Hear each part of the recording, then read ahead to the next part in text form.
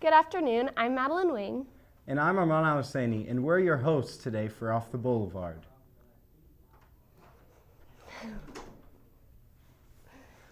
I'm really excited for this week's show. We're gonna have Emma is gonna be live on the Boulevard, and she's gonna be interviewing some people about their Halloween plans. But right before that, we'll have news with myself and Marcette, and after that, Olivia will be doing weather, and after Emma, we'll be doing sports with Jake and Sean.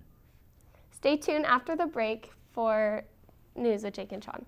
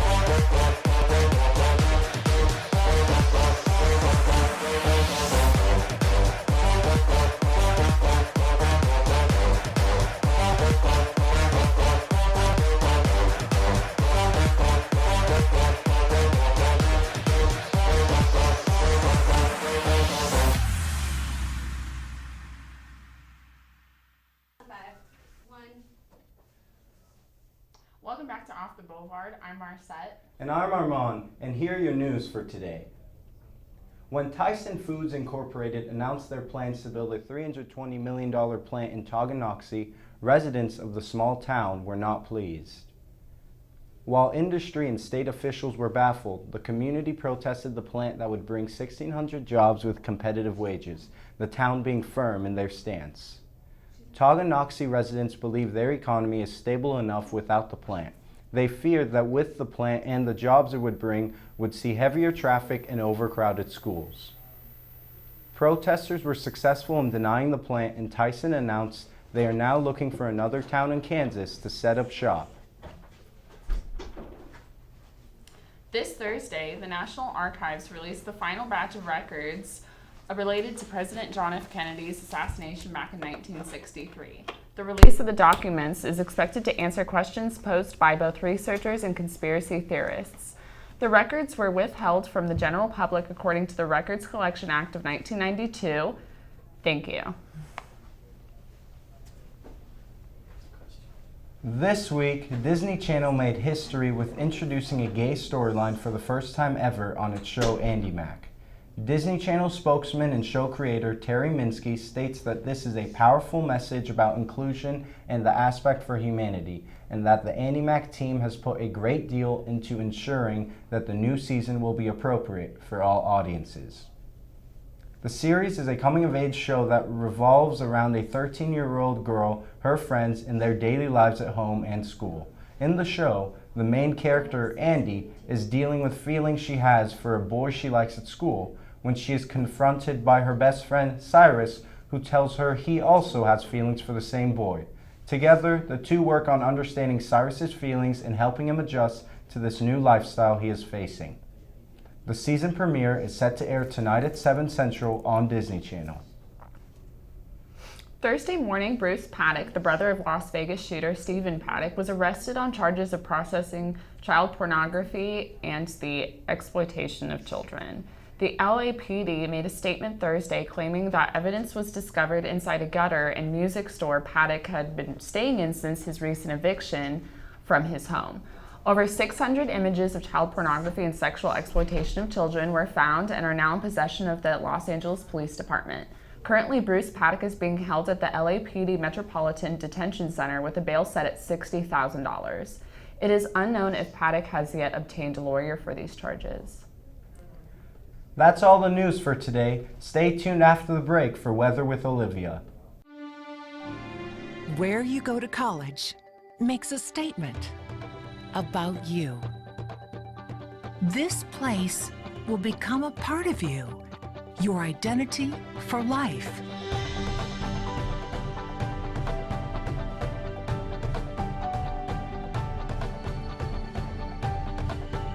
the University of Kansas.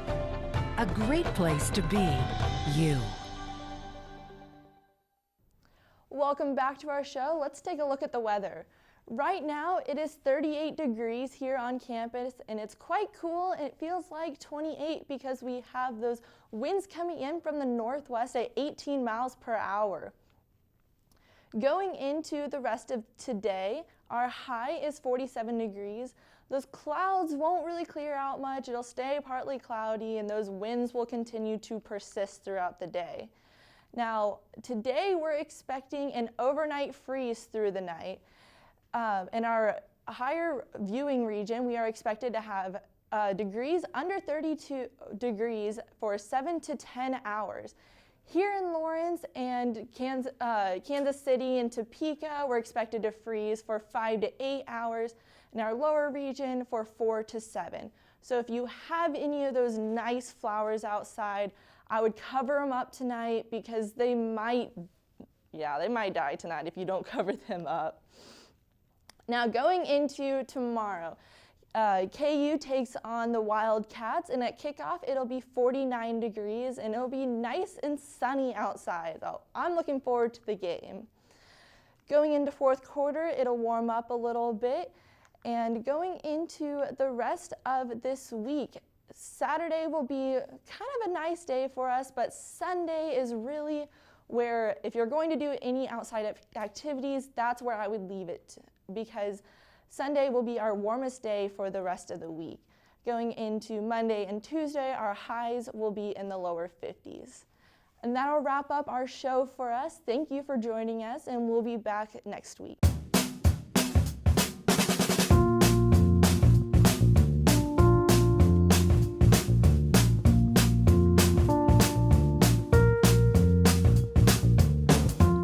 When you shop local in the heart of the city, you support the people that make our community thrive.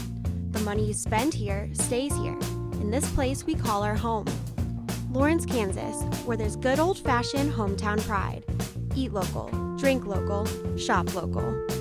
I'm Starks. I'm here today on Jayhawk Boulevard interviewing people, asking them some questions. As you can see, I'm dressed as a penguin. A lot of people thought I was dressed as an idiot. It's indeed a penguin, but I'm here with Sarah today as she waits for the bus. So Sarah, what are you dressing up as for Halloween? My friends and I are being gypsies. We're doing like cool coin costumes and then some cool headpieces, stuff like that. Yeah, that's awesome. Did you make the costumes yourself? We just got stuff from different stores. I had the top. We didn't really make anything. We'll probably do cool like makeup and stuff like that. Yeah, that'll be fun. So do you have any like big plans going out anywhere for Halloween? Just, hanging out with my friends and just going around campus and seeing what is going on and stuff. I wish I could trick or treat. Yeah, I might try to trick or treat. I think in this costume I might be able to get away with it. Yeah, we'll have to see though. Do you think I'm too old to trick or treat? Not at all, especially if you had the little mask down. I don't think anyone would notice. That's true, because, as college students, we're pretty broke. I'm trying to get some free candy. Are you trying to get any free candy? Yes, I am trying to get candy. I actually live in a house on campus, so I want to provide little candy to kids. Yeah, that'll be fun. That would be fun. Yeah. And also I'm going to ask people today, do you believe in ghosts? Yes, I do. I've had so many ghost encounters. Oh, really? Can you tell us one of your ghost encounters? Oh my gosh, my house here is so old. There's so many weird, scary noises all the time. So there's definitely ghosts, people. You gotta believe. That's pretty crazy. Yeah. Here's Sarah's bus. Yeah, let's see. There's not many people. Yeah, let's go interview some people on the bus. Oh. Okay, well, we're gonna go on the bus. By the way. Hey guys, I'm a penguin. This bus goes around that way. All right. We're going on the Blue 42 bus to Center Museum. Hey, would you guys like to be interviewed? Sure. Okay. I look really bad. No, it's okay. This pole's kind of in my way. What's your name? Amanda. Nice to meet you, Amanda. What are you dressing up as for Halloween? Sexy ghost. Oh, I've never seen a sexy ghost. Right, me neither, so I was feeling it. Ooh, so what are you wearing for that? I'm gonna get a bed sheet and I'm gonna take like way old looking like granny panties and stuff and like sew them to the front of the bed sheet. Ooh. Yes. That'll be nice. So do you have like big plans for Halloween then? Just taking international students around the town. Oh, that's cool. Can you tell us a little more about that? Like, are you involved in a program here for that? I work for the Confucius Institute, but I'm master's degree studying contemporary East Asian studies and Chinese language, so I spend a lot of time with Chinese students. Well, that's awesome. I was going to ask also, do you believe in ghosts? It's Halloween time. Things get pretty spooky. No.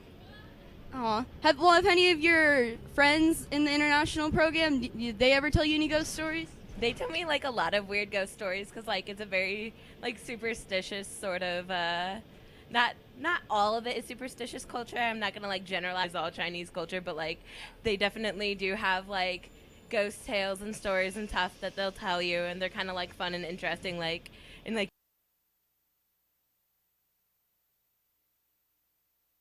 Spooky. Well, I hope you have a happy Halloween. We might. Oh, thanks. Do you like my costume? Would you? No, that guy has headphones on. Don't want to bother him. Sarah, well, we kind of cut Sarah's ghost story off short. Sarah, do you want to tell us any more spooky ghost stories?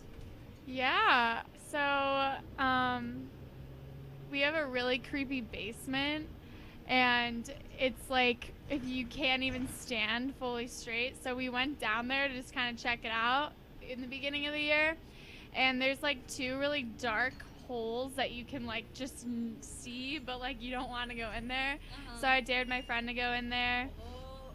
And then like ever since like we went down there, the light always like turns on like randomly. Like we don't turn it on. Like none of us do. That's scary. There was a coffin in my friend's basement that they had to remove. So now there's some scary stuff that happens down there. I don't really have any specific ghost stories, but there's some scary noises that happen. That's very spooky. I've never encountered any scary ghost stuff, but I know a lot of people who have encountered like spooky Furbies. You know, have you heard of Furbies? They're like these little kid toys, and there's lots of conspiracy theories about them where they like come to life underneath people's beds and stuff. Oh my gosh, I've had things with like my grandpa or relatives as ghosts, and I feel like I've felt their presence as well in certain situations.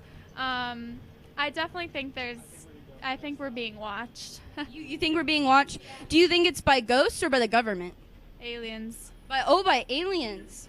I haven't even asked you your thoughts on aliens. Oh, yeah, we're gonna keep going.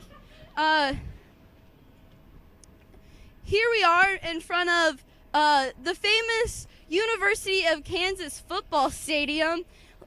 Let's see, seems like they don't have any spooky decorations or anything. I'm a little surprised. Well, Sarah, where are you heading? Hey, guys. I'm going to my house, so. All right, well, thanks, Sarah, for joining us today. She was a great guest. I hope you have a very happy and safe Halloween. Yeah, you have a good one. I'll see you out in your penguin. Thanks. All right, well, that's all we got for today. I hope everyone enjoyed it, and I hope they also have a safe and fun Halloween. Make sure to watch out for ghosts and Furbies, and just hope you guys all get some candy. Back to Off the Boulevard.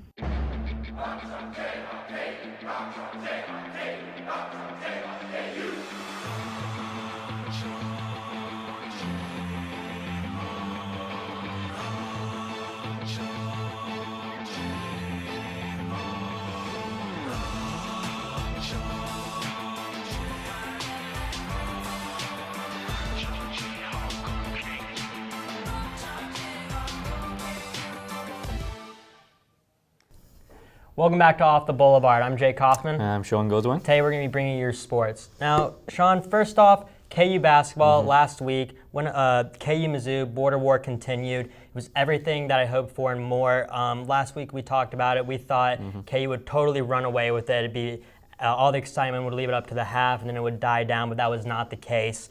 KU would go on to beat Mizzou 93-87, and on top of it, $1.7 million was raised for hurricane relief. So. Great game, a great amount of money, came to a great cause. And then 2 players that stood out to me in this game were Udoka, who went 7 from 9 to the field with 16 points and 4 blocks, and then Devontae Graham with 25 points. And I believe, didn't you have a chance to talk to Devontae at Media Day? I did talk to Devontae at Media Day. he talked a lot about wanting to be a bit more aggressive. You know, he's filling the shoes of what Frank Mason left. You know, it was his team last year, arguably best player in the nation, obviously. But last year you saw Frank Mason and Josh Jackson. They were the two guys who were driving into the paint, heading to the rim. Both those guys gone. Actually really felt to Devontae, and we did see his range in the game against Missouri, 6 from 7 behind the arc, game high 25 points. But as the season goes on, I believe him and Gerald Vick are going to be the two guys who will see more handling the ball, driving to the paint, like drawing those fouls. Like you said, Devontae made 6 3-pointers, and right off the bat, he just made one after another, and it was great to see. I'm excited to see that in the season. Hope he keeps it up. For KU football, really, there's not a whole lot of positive things to say right now. I wish I could say something positive, but there's really nothing to say after losing 43-0 to TCU with only 21 total yards of offense. Last week I had them beating the spread, which was 37.5, but again, it's hard to do that when you only have 21 yards of offense. Yeah, I mean, last 2 games they've been outscored 88-0. You know, you've got the 43 loss to CCU, who were number 4 in the country, but it's still unacceptable. Before that, the 45-0 loss to Iowa State. 9 straight quarters without scoring a single point, which is dreadful in itself. The only bright spot on this KU defense, because I mean the offense isn't doing anything, is Bryce Tungazen. With good, you know, he had good 2 tackles for loss of yards in his TCU. That was the team high. But apart from that, defense isn't really showing anything. You know, now coming into the next game against K-State, weaker opponent to TCU, obviously, but still, you know, not much helping. Now, K-State do have Trent Tanking, linebacker. He is a tank. He has tagged most solo tackles in the Big 12. I'm just curious what you see going into this K-State game as well. Yeah, K-State, we enter as a 24-point underdog. My time for being optimistic for KU football is gone on a halt. I don't think they covered this spread. Last week, K-State showed a great outing and almost beat Oklahoma, where they lost 42-35. With that game, K-State comes in with a lot of momentum, and with the last 2 weeks for KU football, not much to show. So I don't see them covering this spread, but Memorial Stadium will be more packed than usual, but unfortunately there's probably going to be more K-State fans than KU at the end of the day. As for some lady athletics, KU volleyball, they beat Oklahoma this past Wednesday, 19-3 on the season now. They were led by a trio Jayhawks who finished with double figures in kills: Kelsey Payne 14, Madison Rigdon 14, and Jada Burst 13. They were down 24-13 in the 4th set, and they went on a 9-0 run. Although they did lose the 4th set 25-22, that run sparked the team, their momentum, and really boosted their morale to go on to win the final set 15-13 and ultimately the game. What are your thoughts on it? The thing for me is it shouldn't have never been this close. Really? I mean, Oklahoma, not ranked. I mean, the girls could get tired for KU, but you know, you're heading into a game against unranked opponents. It shouldn't be going down to the final set, 15-13. You know, you couldn't get closer. And the only bright point really is maybe the resilience they showed in that 4th set, where they did have 9 straight points but went on to lose 25-22. Well, moving on, we'll stay with KU sports, with KU soccer as well. Heading into their final regular game of the season now, up against West Virginia later tonight. And KU don't really have anything to play for in this game. The guarantees a 6th place finish, lost tie or win. And their biggest involvement in this game is deciding where the Big 12 title will go, because West Virginia needs a win tonight. I'm just curious, do you have any thoughts on the game yourself? Like you said, no matter what, KU will finish 6th in the standings. So besides the fact that it's senior night, it's going to be the seniors' time to shine, obviously. Hopefully they can come out with a win, send them off on a good note. But besides that, like you said, there's not a whole lot for the soccer team in this game. Nothing's really on the line or anything. So really, they're just going to be out there, not a lot of pressure on them, to really just play the game. Yeah, and West Virginia as well. Got two big players, Michaela Obama and Shania Gordon, the two forwards. Very good partnership between the two of them. We've got Gordon with 7 assists, Obama with 6 goals, good cohesion. And I think KU's going to struggle because their only defender who can match up to them is Caitlin Morrison. You know, she's tall, she's strong. And something that West Virginia like to do is take it out wide and send the long crosses high into the box for Gordon and Obama to latch onto. So I think KU's going to struggle tonight, and it'll kind of be down to how well Morrison plays. Staying with soccer, last night Sporting Kansas City played Houston Dynamo, where they lost 1-0 in a playoff game, must-win game. Goal was scored in the 94th minute by Albert Ellis. Now, if you look at the sheet, this game was very even with shots taken, shots on goal. Sporting had 22 shots, 6 of them on goal. Houston 20 with 5 on goal. But what really stands out is the possession. It was very lopsided. Sporting had possession of the ball 62% of the game, yet they could not come out with the win, let alone a goal. What did you see in this game? And yeah, I have a lot of thoughts about Sporting KC. I've covered them the past season. They shows a lot of promise going into the season. As they've done the last 4 years, terrible run down the stretch. Do you know how many points they got in their last 5 games? 2 points in their last 5 games. It tanked them from challenging for the Western Conference down to 5th place. That set them up with the away game on the road. And Sporting KC, 2-7-7 on the road this season, so they didn't want to be going to Houston. And it's no surprise that they lost for me. Obviously, with the sale of Dom Dwyer, they tried to replace him with Diego Rubio. You know, you can count him being a good player for maybe 10 games a season. Past that, he's not the out-and-out striker that Dom Dwyer is. And also, you've got players like Daniel Shallowy, Jerso Fernandez on their day can be good as well. But, I mean, you know, we don't have a really potent attack. I think it's no surprise that Sporting KC lost this game. how do you see Sporting KC going forward after, like you said, the past 4 years, after winning it all, they couldn't just not seem to get by this first round in the playoffs? I mean, at this point, it's a question if even head coach Peter Vermeer stays around. I mean, I have no qualms with him. It's just the whole, will he be tempted by the US men's national team job now it's open? But I think they're just going to keep going as they go. I mean, their last successful postseason would have been when they won the MLS Cup in 2013.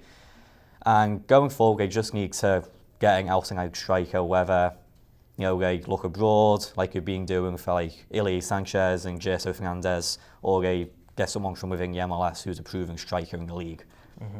Moving onwards, we have the World Series going on as well. Yes, so far it's been a great World Series. I'm sorry, we do not have time to talk about the World Series. Yeah, that's the show. So thanks for listening. I'm Sean Guzman with Jake Kaufman, and thank you. Have a good weekend.